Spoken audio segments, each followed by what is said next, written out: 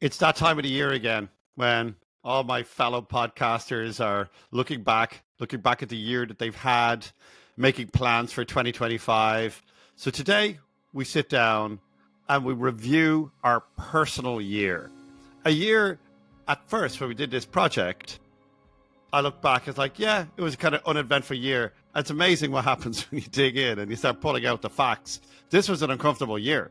There was a lot that we put ourselves through this year. And so today's episode, Clark and I sit down, we have a chat about 2024 and all of the pivots, what was behind them, how we did them, what was challenging about them. And then maybe early next year, we look into 2025. So sit back, relax, and enjoy 2024.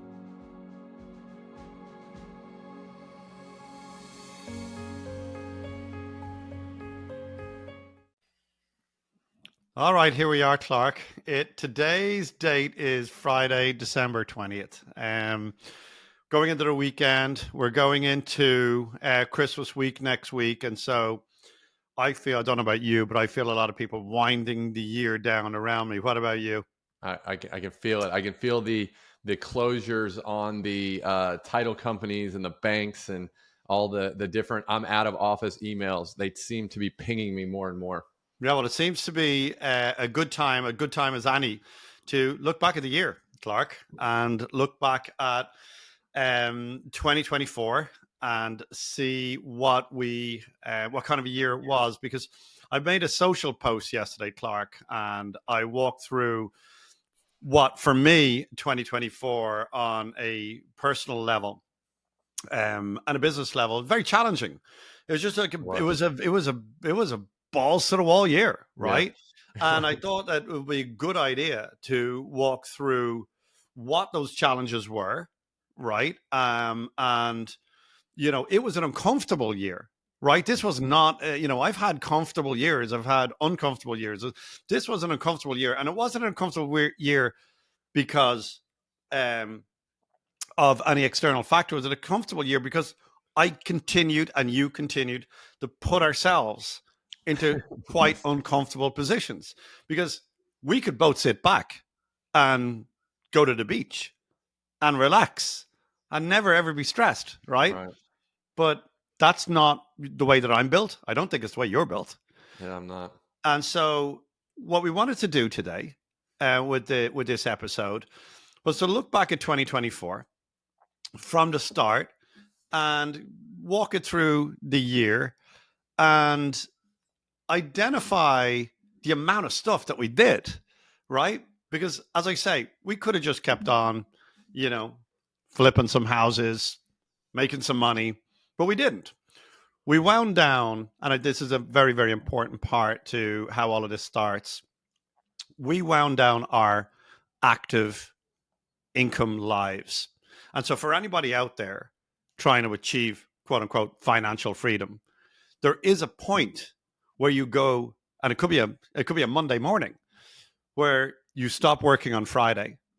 You wake up on Monday morning, you're like, I don't have to go to work anymore. I'm not working today. And that might feel good for a minute or 10 or a month. It could feel good for a year. I don't know. Different people have got different approaches to that. But the bottom line is that we wound down our very active approach to our business, and we stepped back from the busyness, and we stepped back kind of in the middle to the back end of last year, and we tried to model out what this year would look like. We said to ourselves, well, a couple of things I'd like for 2024. I'd like to stop doing the active stuff. Turns out we didn't exactly stop that, but we'll go into that. But I'd like to, and we'll talk about that. But two big goals for the year were, we wanted to set up a podcast, and we were going to set up a real estate fund. They were kind of the bigger picture goals. And then behind that, we had a lot of, just you did a lot of things this year yourself. I did a lot of things myself. But when you say, oh, just set up a podcast, we just spent, 10 minutes, 20 minutes before this episode going back into our notes from December 2023 into January 2024 before we were launching this. And I'm like, that was a month and a half of researching what platforms we Yep. use, what editing tools we use. We took a mastermind group on it. We paid Ryan Pineda Yeah. $7,500 Right. just to tell us what microphones to use, what lighting to use, how to edit the episodes. We had to go to professional photographers and get our what a busy month January was, right? There was no way we were going to get any active, stuff done in January. Right. But Clark, we're going to start off with those two. They were the big goals. Yep. And we're going to talk about were those goals met? Were they exceeded? What were the challenges with them? And then we'll walk through within reason our personal achievements during the year as well. But I want the focus of this episode today to be at the forefront of our minds about two things. Number one, because Clark and I have real estate portfolios and we've had them long enough, we are both able to step back and take time and not have to panic, take time away and do and work on new things that are hard, right? And the things that we worked on this year were bloody hard, Mm. and we'll get into them. But we have a very unique ability. Well, not unique, but we have a very uh, rewarding ability to do that because we both own real estate portfolios, and we've owned them for long enough, and those real estate portfolios throw off cash flow, and we can live off that cash flow, and they continue to create wealth, which allows us to burn our boats. And this year, we truly burned our boats, Clark. And with that, that's my opening little bit to the The episode. boats, there's nothing left of the boats. They are completely singed. There's just a little pile of black smut sitting on the beach right now. So, and to your point, and it's something that I hear a lot, David, is especially people that are listening that want to get out of their W-2, or they're in a job that they want to kind of control their own destiny, and everyone says the same thing as did I, which is I want financial freedom. I want to be able to take charge of my time, right? I want to be able to spend time with my kids or my parents, or just be investing in myself. And it's sometimes it's difficult to do that when you've got a boss and you've got a W-2 job. So people say, well, real estate is the answer, but then they look at it and they say, well, this rental property only makes $200 a month. How is that going to replace my cash flow, right? And so I think that it's been an interesting case study for both of us to be able to go through it. And so instead of saying that you're listening to this saying, I want financial freedom, you may be in a point of your career where your boats are slowly getting burned for you in your job, and you may be wanting to switch careers, or you just want to you want to actually burn your boats and go full time into owning a business, right? But here's the thing that no one talks about. Well, what business do you buy, David? Like, which job do you switch to? Do you stay in the same industry and just keep doing the same thing and kind of typecast yourself into, I am this type of salesperson, or I'm this type of person that stays in my lane, even if it's for a different company, right? And the thing about it is that the rental portfolios have allowed you and have allowed me to stop back and smell the roses. And this is the thing that I didn't realize until we're damn near in the middle of it, right? Is I didn't have to run out. You didn't have to run out and say, all right, we're going to stop flipping houses. And then we want to sit around and be like, I don't want to have to go back to flipping houses because our next venture works or doesn't work, right? The rental portfolio is enabled to keep cash coming in the door. Now, we're not sitting on the Bahamas every day on the beach, just working an hour a day. We're still working our tail off, but it has enabled me, it has enabled you to be able to look around and say, do I like this? Let me talk to an expert in that field. Let me talk to an expert in this thing. Let's start a podcast. Let's interview people that do things that maybe we want to get into, right? And that the ability to have career freedom has been the most eye-opening thing for me for 2024, so that I don't fall back into the comfort level, right? Burn your boats means being uncomfortable, and by its very nature. And if you go and try something and you just slowly slide back into it because you've got that mounting stress of finances behind you, well, then you're going to do what you know, right? So I think that it's been eye-opening to see how this rental portfolio, which is just a bunch of $100 a month starting out cash flows or break evens or $300 a month. But, some of them are $800 a month now because we've held on to them and you delay your gratification. Some of them are $1,200 a month, right? Well, those things add up over time, but it doesn't happen all at once. It's not instant gratification. And it's been an eye-opening experience. So just know, for everyone out there that has 2 rental properties, or they have 22 rental properties, and you're like, damn it, I'm not rich yet. My life isn't really that much different. My car isn't that much nicer. My house isn't that much nicer. It will come because it continues to compound, and you will have the ability to control your destiny more, but it takes time.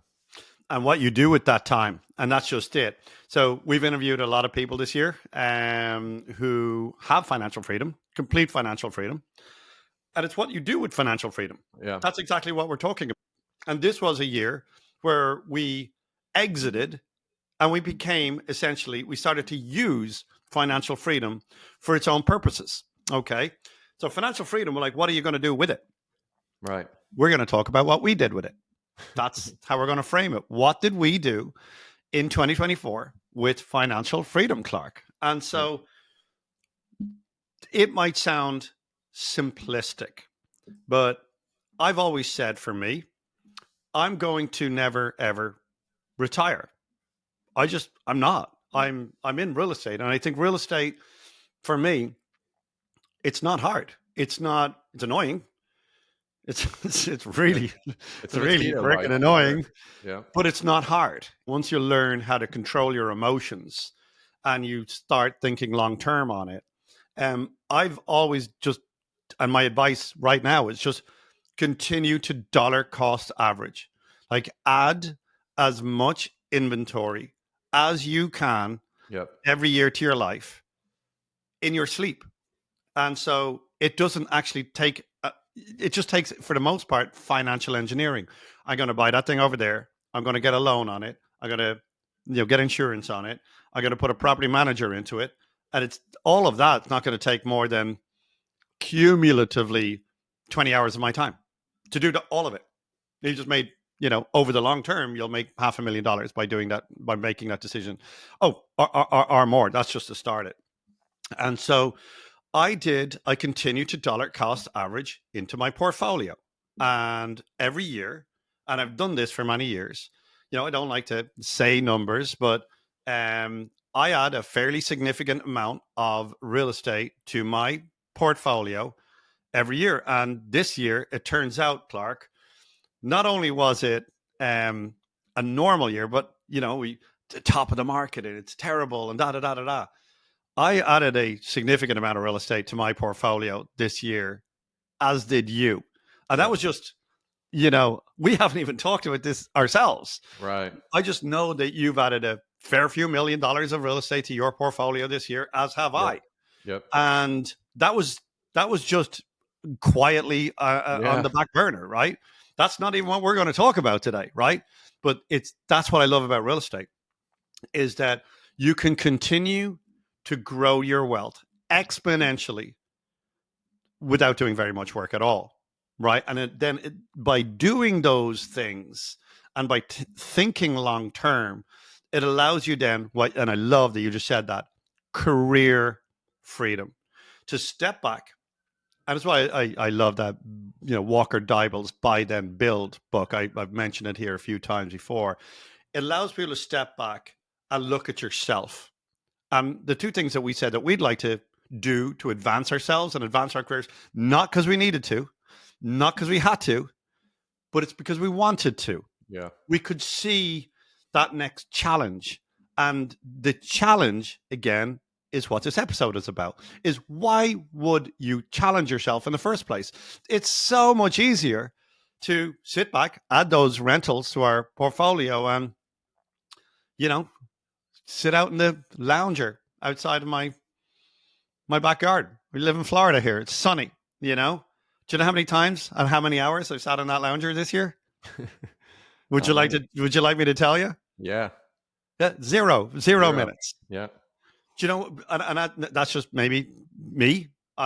You've got you, and I think if I put a lounger on your back deck, it would be Mm, still in the packet, it would. still have the receipt on it, It right? got dust on it. Yep. Because we are not built, when people talk about financial freedom, we are not built to sit around. Yep. It's not what money does. Yep. Jeff Bezos, when you look at him, a lot of people want what he has, but I can tell you this, I equally would not for a minute want his life. Yeah. And what, how much failure and tweaking and learning and sleepless nights he must have had over the last 30 years of his life. We all see him now, and he's Mr. Fit, and he's Mr. This, he's Mr. Yeah. That. But let's talk about that. So this year was a bunch of really, really hard things. And I can tell you, setting up a podcast and getting on these mics, once a week, it's not easy, because the first question people ask you is, what's your target audience? My Right. I don't Well, I don't know who my target audience is. I'm not that contrived, if you will. It's just yeah. like, this is the stuff I know how to talk about, but I don't know who's going to absorb it or listen to Right. it. So even getting started on a podcast, we start out the start of the year. You and I we started the year off with a lot of stuff. We had a really big refi at the start of the year, and we had a lot of deals going on from 2023 that we put into a big refi package, and then we start building new houses. Right. That was, January, February, March, April. We were putting all that together whilst setting up the podcast, and here we are, 50 episodes in. Clark, how do you feel about the podcast? How do you feel? Like, that's been a wonderful journey of growth. I love this thing. I would hate to give this podcast up. Yeah, the podcast has been, you don't know what you don't know. Like you mentioned earlier, we joined like kind of a mastermind through Ryan Pineda, who has a huge following. So we're like, well, if he has a huge following, we probably wouldn't hurt to go copy off his homework. And so that was cool to kind of go through that. It's been exciting. You don't know if are you gonna get tired? Is it gonna be hard to come up with ideas to talk about? Are you just gonna interview the same type of guests? Are they gonna be boring? Are they gonna be electric, all those different things. So all these kind of fears go through your head. And it's like anything, it's like buying real estate. The more you get into it, the more it just becomes easier because you feel more confident, right? Like, I'd like to think that today's episode is better than our first, second, fifth episode, right? Like, we keep getting 1% better every day. We have a better understanding. To your point, you asked, well, who the hell listens to this thing? Is it a 25-year-old or a 75-year-old or everything in between or a hodgepodge? And we're still trying to figure that out, right? Because it's not like we have people writing into us and saying, hey, Clark, by the way, I figured you wanted to know who's listening. So I'm this age. I have 2.3 kids. I have a white picket fence. I make this much money. We don't get those type of demographics. And so we have to kind of figure out who we want to target. So I feel proud, David, and for you and me being able to do this, and Sheena behind the scenes. That's actually the glue that makes this whole thing work. And without Sheena, we would just have some, I feel like we'd just be two homeless dudes sitting on the side of the road with like an iPhone 7 trying to shoot this thing. So I feel proud that we've been able to do it. I want to continue to grow it and keep getting good guests, because I'm selfish in the fact that I want to hear from these guests just as much as you do, right? Like, when someone has $50 million of real estate. Well, I don't have $50 million of real estate, but I'm pretty good at just tapping that person on the shoulder and saying, hey, you have 50 million. What's your mindset like? What are the struggles you had to go through? What are the challenges that you face? How did you defeat those challenges, right? Which is a lot of the reason why we have these podcasts. So it's been a hell of a ride. And I'm very much looking forward to 2025 to get better guests, or not better guests, but just get different types of guests. And it's been a hell of a journey so far, David. Yeah, it's January, February, March. We were setting up the podcast, getting going, and that was nervous times because it was so easy. After making a couple of episodes, I don't like doing this. I don't want to do it. I look back at those first episodes now, and I get a little you know, cringeworthy. yeah. There's no doubt about it. But then we go into from there. We were working very, very hard, Clark, at the bones of setting up a buy and hold portfolio, Right. and setting up a fund to do that. And we kind of put that on after a lot of digging in, and we after a lot of consideration about market conditions and whatnot, we put that on hold. But that was after 4 months of really, really hard work and expense, I might add, with SEC lawyers and whatnot.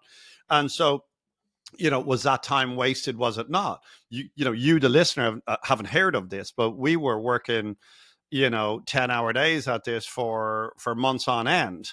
And equally at the same time, we were modeling. We had all these various different models running in the background of, like, what would it look like and how would it look.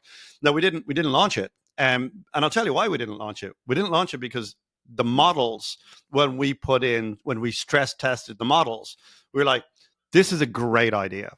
I'll just tell you what it was. So we were going to buy and hold essentially land plots in around the Tampa and St. Pete area, but only in the triple A neighborhoods that we live in, where older homes are being torn down and newer $3 million, $4 million homes are being built on every single block. And so we were going to go buy these, older kind of tear down style properties and just land bank them, hold them for a minute, and build on them further down the line.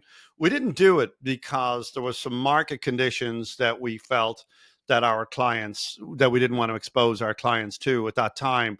But that was a lot of work just before the summer. So we had podcasts going, fun going at that time. And obviously, we had a ton of stuff personally going on in the background. I finished up 2 or 3 rehabs that I was working on just personally myself to buy and hold. These are just deals that hit my desk. It takes 5 minutes. I hit it, like, that's a good deal.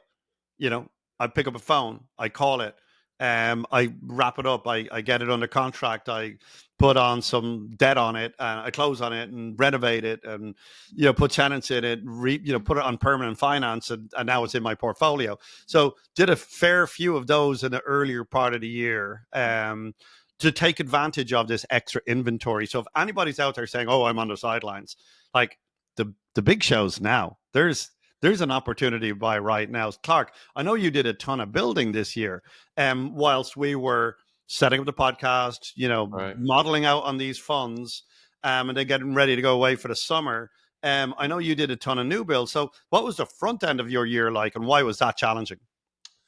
The biggest challenge, I think, the interest rates have thrown everything for a curve. The interest rates literally burned our boats on our fix and flip business model, selling turnkey rental properties. Right, it's just hard to cash flow positive when you've got a 7.5% interest rate as prices are rising, and then rent started to kind of stall a little bit. So I think that one of the things that we were able to quickly pivot to, and I've appreciated because it led to a new type of development, is being able to take our existing rental properties that we had and build new ADUs in the back, right? So we were able to connect with builders. We were able to figure out a template to be able to just repeat it, right? We're not going there and trying to reinvent the wheel. We found one template that we liked on an ADU, and then we repeated it multiple times. And we were able to successfully build multiple ADUs this year, get tenants in there, and it enabled us to blend the front house that we bought, that we renovated, right? So the old junky house in the pretty good neighborhood, we renovated it really, really nicely. And then we put the new ADU in the back. And by the time that the dust settled, we were able to basically hit the 1% rule. So I know a lot of people understand the 1% rule, David, where, you buy a house for $100,000, it rents for 1% a month, which is $1,000, right? So we were able to buy these properties and be all into them for $300,000 to $400,000 with the new ADU being an additional dwelling unit. So it's a detached, like, mother-in-law suite. And we were able to get, let's say we were all into for $350,000, we were able to get at least about $3,500 combined. So it was like our little cheat code to be able to defeat these 7% interest rates. And if you can cash flow positively in a high interest climate, guess what happens, David, if the rates ever drop into the 4s or the 5s and we're able to refinance, and we're going to be able to up our cash flow.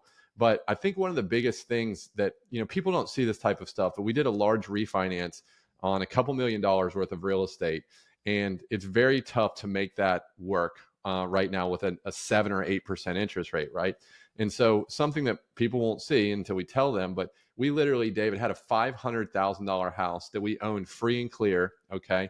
And we had to put that into the portfolio, refinance free and clear, to be able to really make the numbers work to where the bank was cool with it, right? Because it's just so hard right now with the interest rate. That was 500 grand. We could have sold it. We could have taken our $468,326, taken it off, done something else with it. But that was something that we put our blood, sweat, and tears into, just paying off that house and then dumping it into a refinance that enabled us to be able to make the numbers work. To have you heard the slogan? I'm sure you have, the survive till 25, right? And that was a big proponent or a component of surviving until 25. And it's all about delaying your gratification, David. And I think that me and you both, have our visions aligned, that you've got to kick the can down the road. You can't take all the chips off the table at once, because then you're bitching and moaning because interest rates are too high. I can't buy anything. I can't take action. Well, we had to literally put up a $500,000 free and clear asset to make the numbers work. And that was a big piece of delaying our gratification. Yeah, that was an uncomfortable decision for sure. And Hell there was yeah, it was. and there was multiple of those, quite Yeah. frankly. And so yeah, we did a fairly large refi, just really to get all of our scrappy properties in different necks of the woods, and properties that we had bought with owner finance and other Yep. other let's call them creative methods, and just put them all under one banner, and let that ride out. And that's a fairly decent sized portfolio. Ironically enough, I don't even think about that in I my don't think about it in my at all. in my day-to-day world. Yeah. That one day that portfolio will do something, and Yeah. and we'll be like, well, that was an interesting thing. That's cool. But what I also did in the background is, for the income, we were just talking about the income side of things earlier on. And so I think I think the listener knows this in general. It's like, I started lending, Yeah. when you stop renovating houses, guess what? Capital cash lands in your bank account. And at the start of the year, if everybody remembers, inflation was like 6%, 7%. That was the advertised or government inflation. But I think everyone else knows, a bag of avocados went from two Right. dollars 50 cents to like $6.50. So that's, there was 100% inflation in many areas, and that you still see. I don't know if anyone's got like a coffee in a Starbucks recently. Only my wife was only saying this morning. Going to get a sandwich now is $20. Yeah. By the time you get a sandwich and a coffee, whatever, in anywhere. And so when you have money sitting in the bank in a really high inflationary environment, that's super scary. Because if anybody has talked to anyone who went through inflation during the 1970s, that really burned off. If you had money in the bank earlier on this year and you weren't doing anything with it, like, damn, you lost a lot of buying power this year. Yeah. If you've been cautious, if you've been, no, I don't like this world, I don't like this inflation, I don't like the stock market, I think houses are going to come down. If you've been watching too many doom videos on YouTube, and you're too scared to do things, I say, I'm just going to leave my money in the bank. Well, turns out like you probably lost 15% this year at least. And if you're that personality, it's likely that you're going to do the same again next year. And then that will be, another 10 or 15%. So, I urge people not to sit around trying to time anything. Yeah. The last 3 days in the stock market have been horrific. I've logging into my accounts, the last 2 or 3 days have not been comfortable, but we're talking about being uncomfortable, and the need for personal growth. So I took a lot of my capital earlier on the year, and I started private lending it. And that's going out and finding people who had a higher and better use for my money than I did. That's what happens if you're the listener, if you have money in the bank, guess what that bank is doing? For every dollar that you have in your bank is lending out 10 or $100 Yeah. to people who have a higher and better use of that money than you do, right?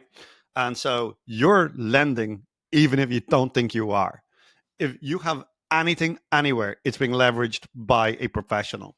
And so I took my capital that was burning away to inflation, and I started private lending. and I have been private lending. If I'm to be honest, I've been private lending for 5 or 6 or 7 years, but I started to professionalize it.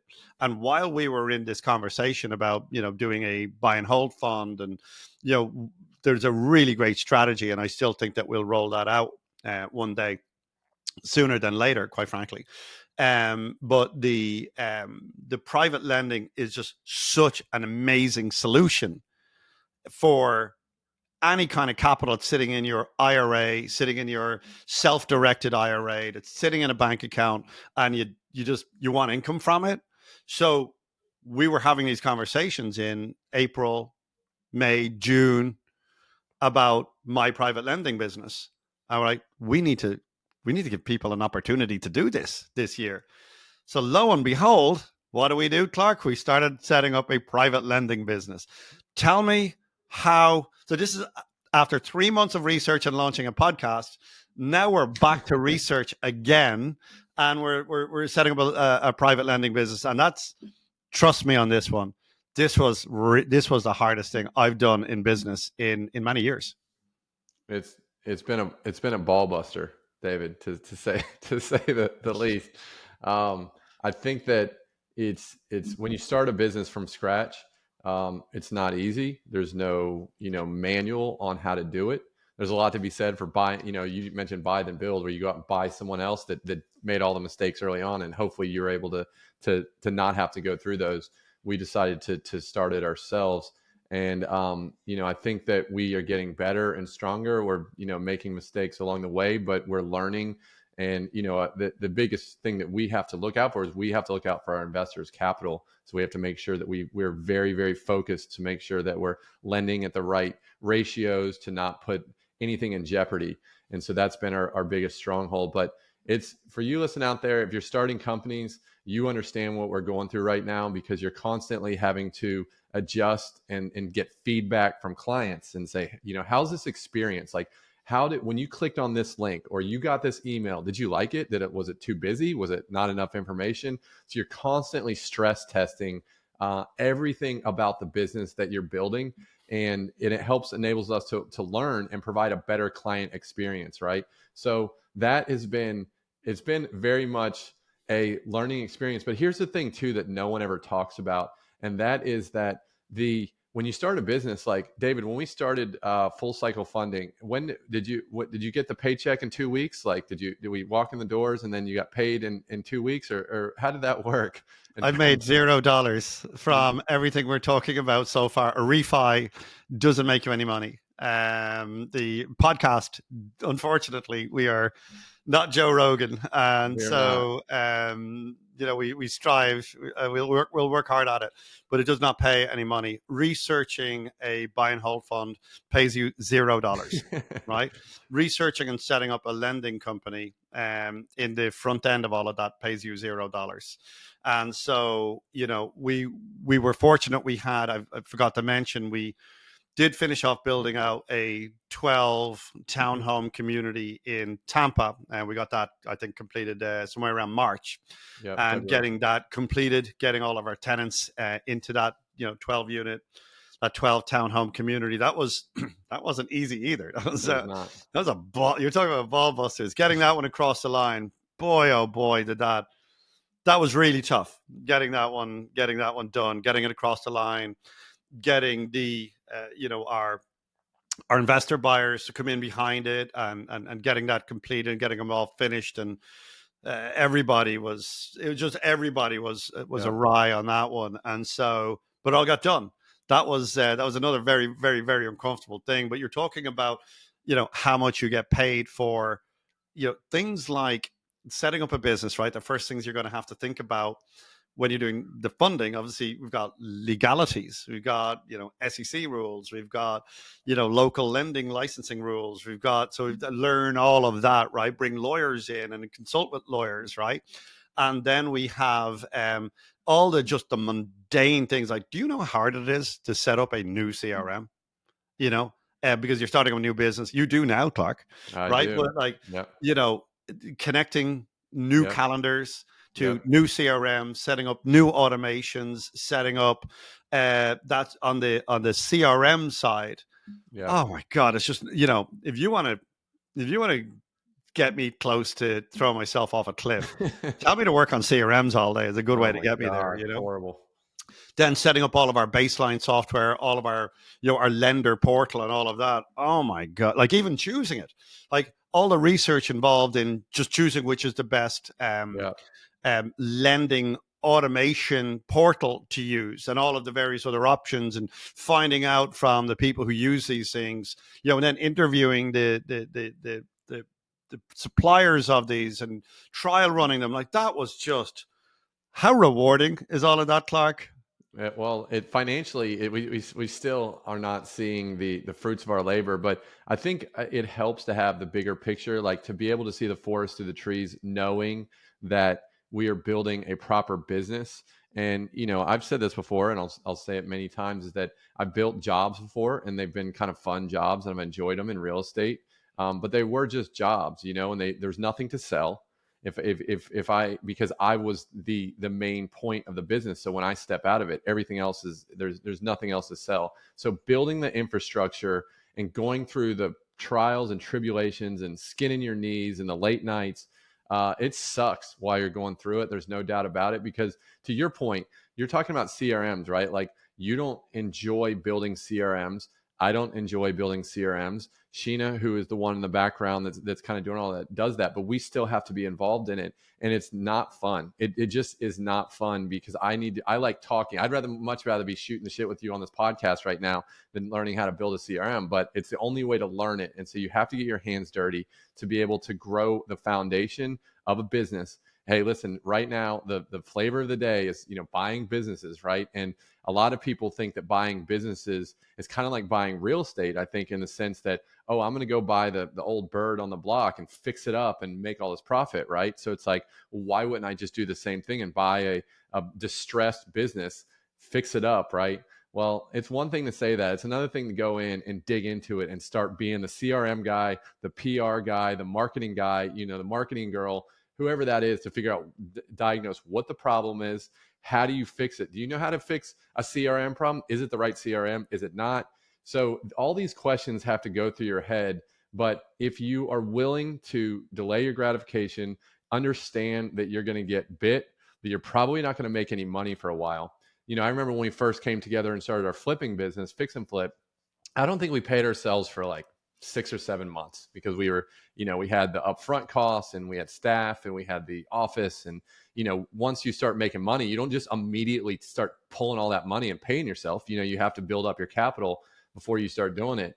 So it is not for the faint of heart, but I will tell you, David, that I don't regret a thing. And I'm so glad that we're continuing to push the boulder up the hill. So there is hope. If you're listening and you're spinning your wheels and you're wishing there's days where you're not working on a Saturday, there is hope. Just keep going, right?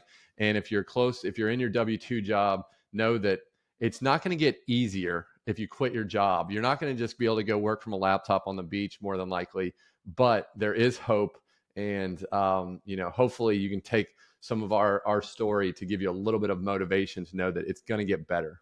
Well, my point about bringing the conversation about Jeff Bezos up was just, the bottom line is, and listen carefully, all success is hard because you've got to learn, and all learning in by its nature is hard and it's time consuming.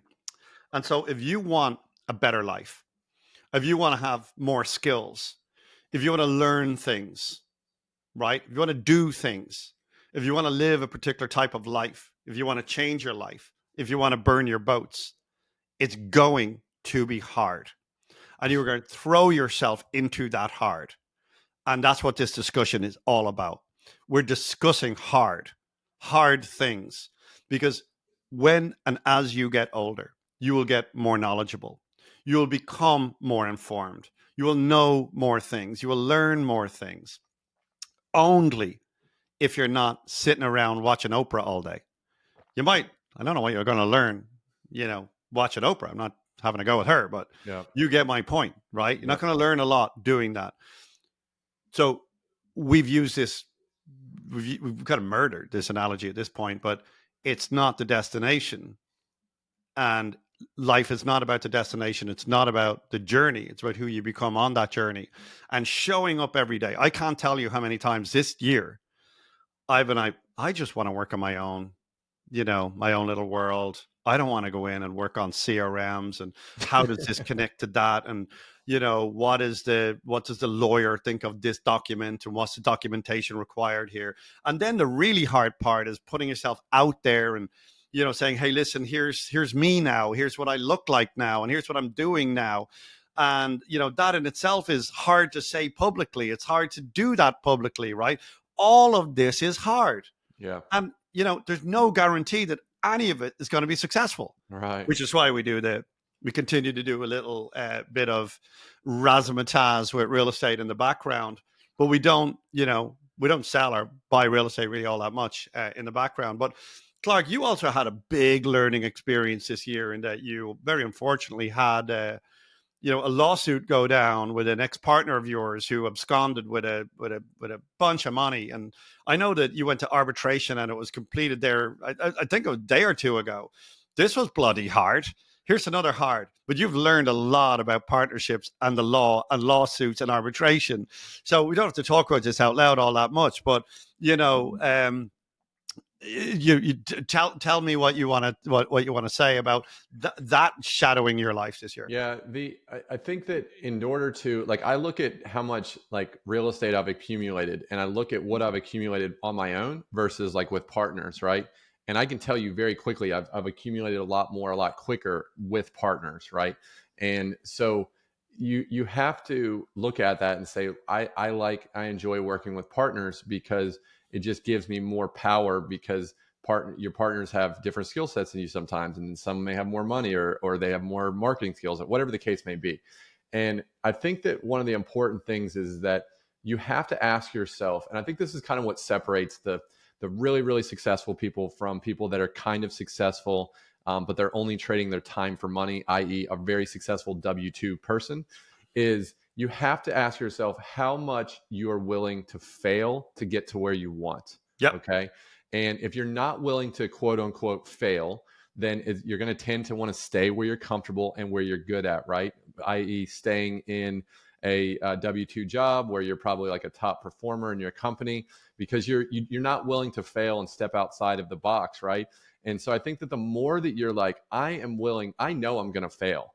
And you hear the terms fail forward, you hear the terms things like that, but it is freaking true. Like, the more that you fail, the more that you learn new things, and you're forced to fix it, right?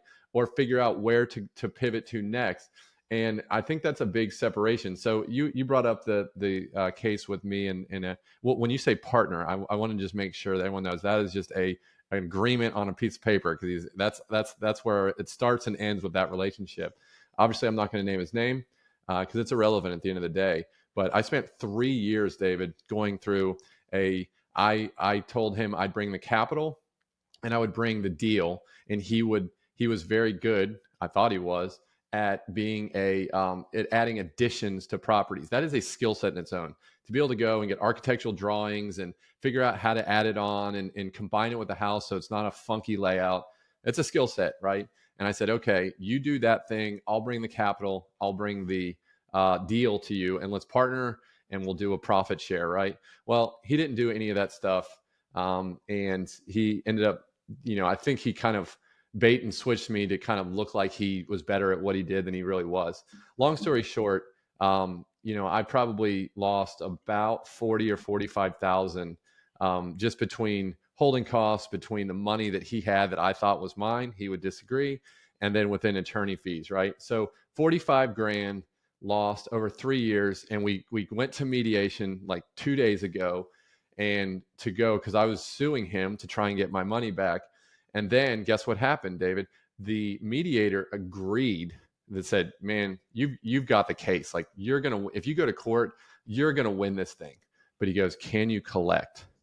And I was like, I don't know. Don't they just, if I get awarded the case and the judgment, then I can collect? And he's like, well, you're not suing him personally because you didn't partner with him personally. You partnered with his LLC. I said, okay, well, what does his LLC own? Well, lo and behold, his LLC owned 0 properties, or he owned 4. He quit claimed them out, but 2 of them were going into foreclosure.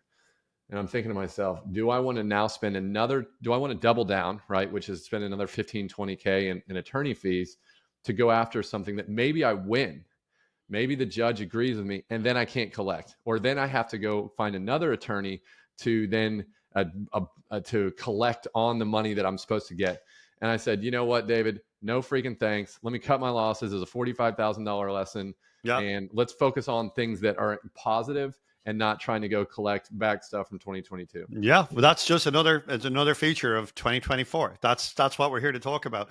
But it's not all bad. So I took nearly 2 months out, and I went over to Europe. Worked from France and Spain and Austria and the UK.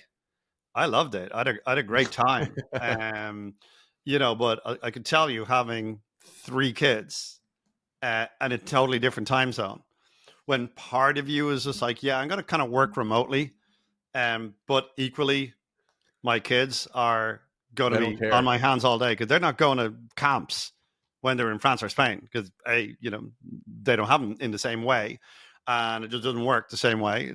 So that was super challenging, and that like everything I tried to do was in a different time zone. And Yeah. I think I'll stay stateside this year if I'm honest.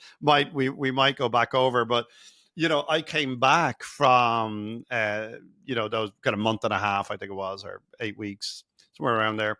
And you joined me. That was a lot of Yep. fun. Yep. You bounced around Spain, and you had a you had quite the flight over, if I remember. I think you were in five cities, I was six in cities I was in over a eight 18-hour cities. period. Yeah, it was over like a 36-hour period. It was eight cities and like 7 flights to get from Tampa, Florida to Mallorca, Spain. So It was that was the it quite the was the, ordeal. the worst amount of things going wrong. That in itself. We'll do an episode, a travel nightmare episode about how you got to Palma, Yeah, that time. But we had a great time in Palma. It was yeah, we great. did. You showed up with a smile on your face, despite your horrific travel journey.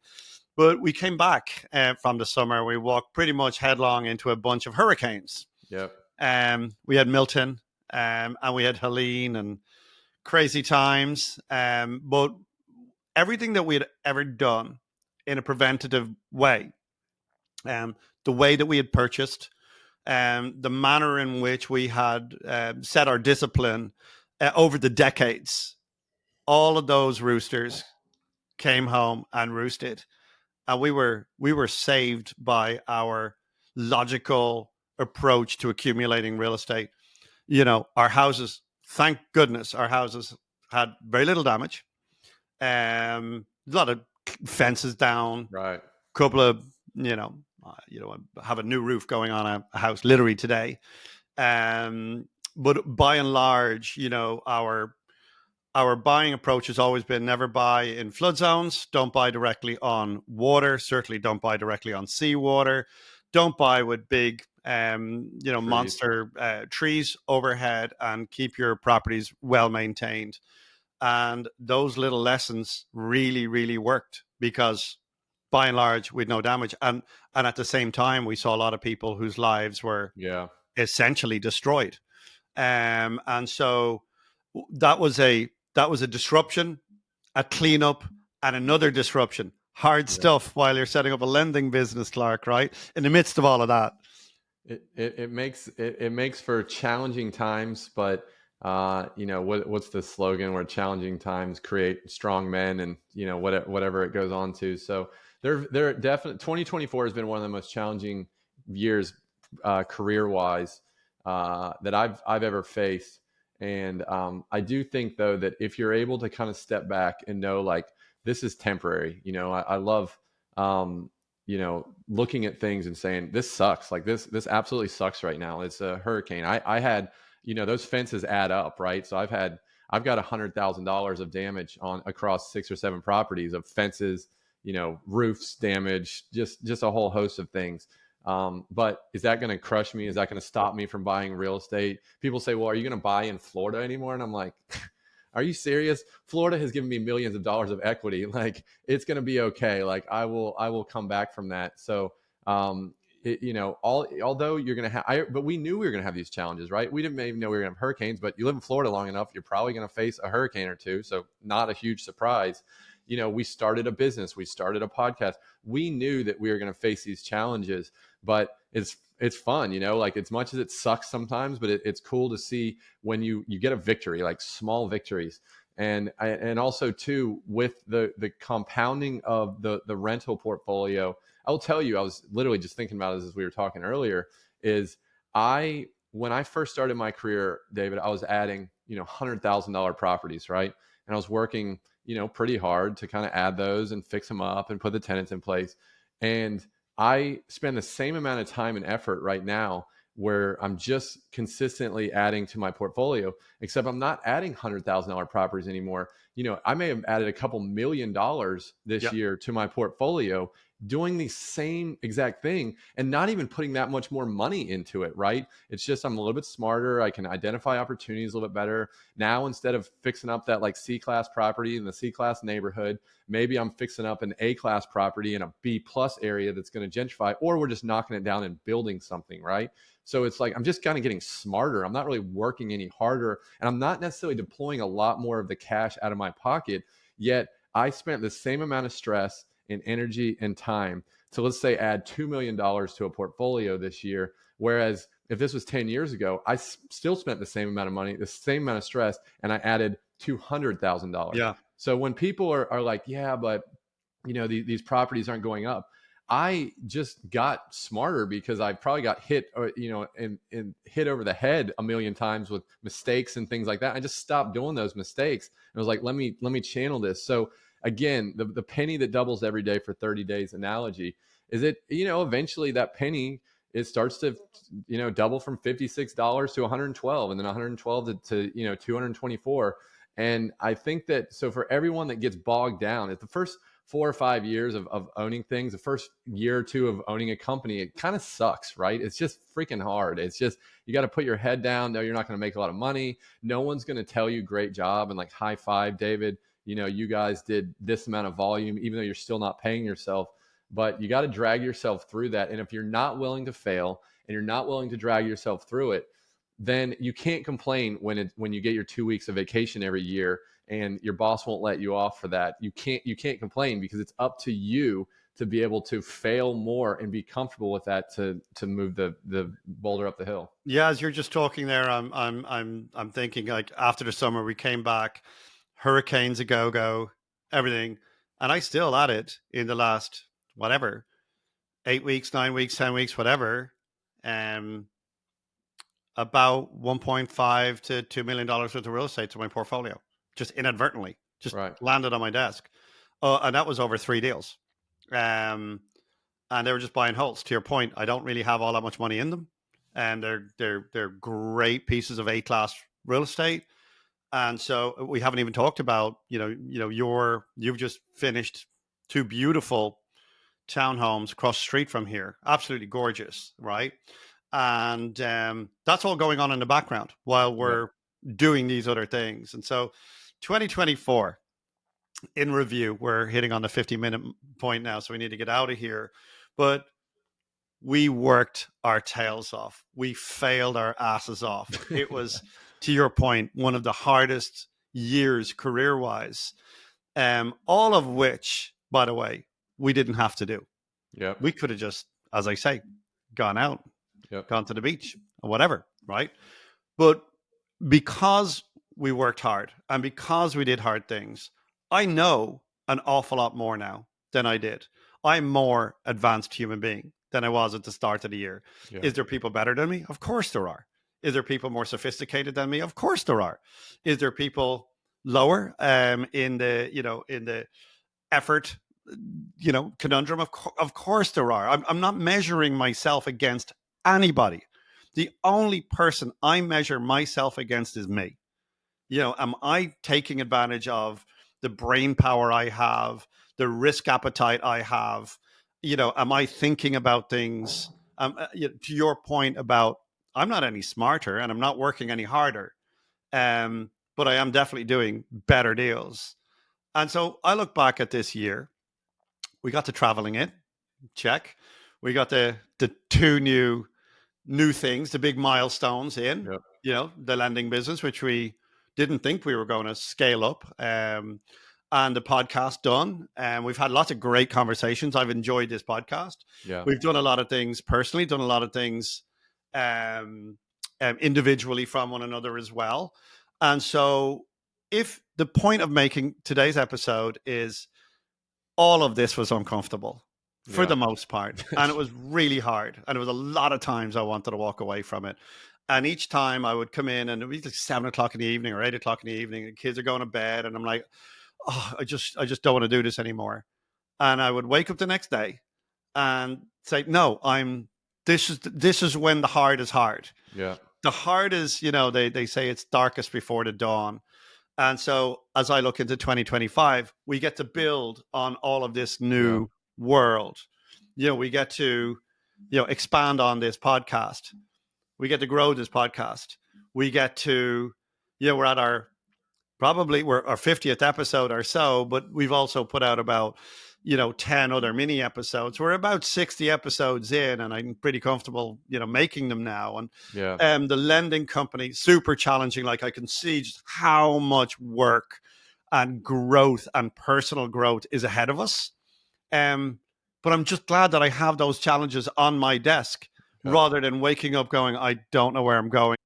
So I've definitely burned my boats this year multiple times. Now, I think the challenge is that people want to burn their boats, but maybe they don't want to burn them too much, right? I may have burned my boats too much in terms of flying too close to the sun for certain parts of the real estate business, but ultimately I wouldn't change it for the world. Here's my two takeaways that I want to leave you with before we hop off here.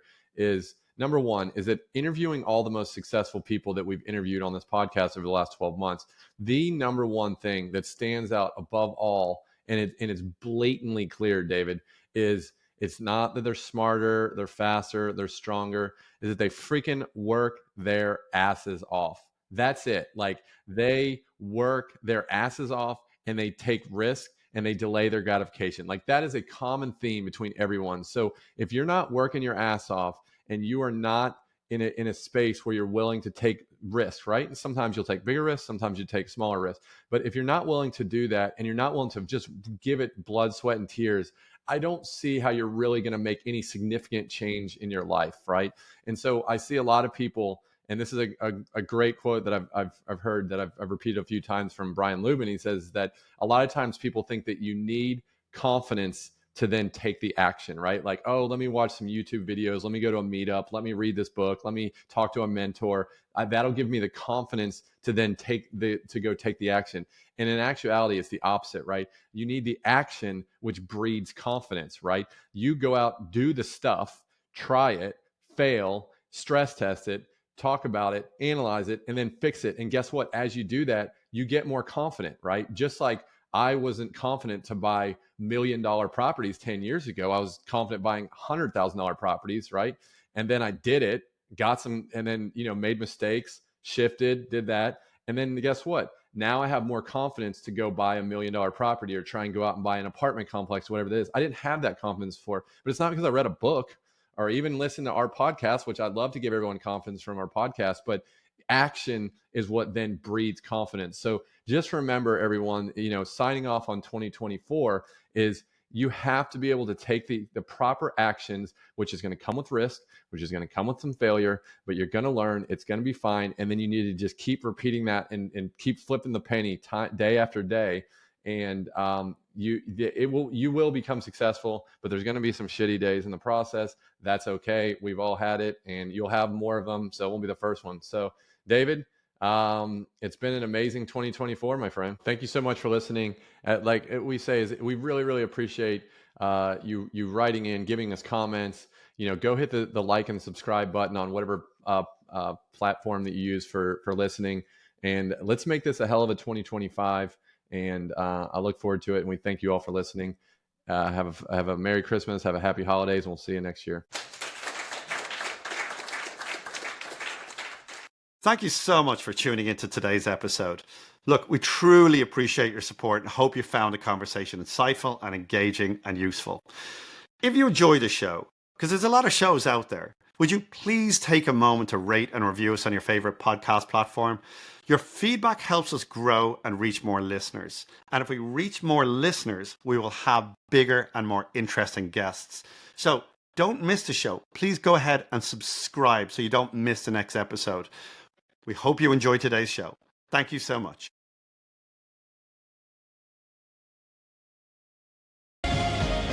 You've been listening to the Burn Your Boats podcast with Clark Lunt and David Shaw. We would love to hear from you.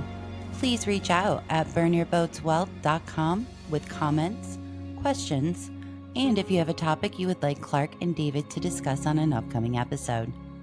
We would very much appreciate it if you took the time to rate and review Burn Your Boats podcast on your favorite podcast listening app, and make sure to follow and share on social media. Content in Burn Your Boats podcast is for entertainment purposes only and is not legal or financial advice. Please review our legal disclaimer at burnyourboatswealth.com. Thank you for listening.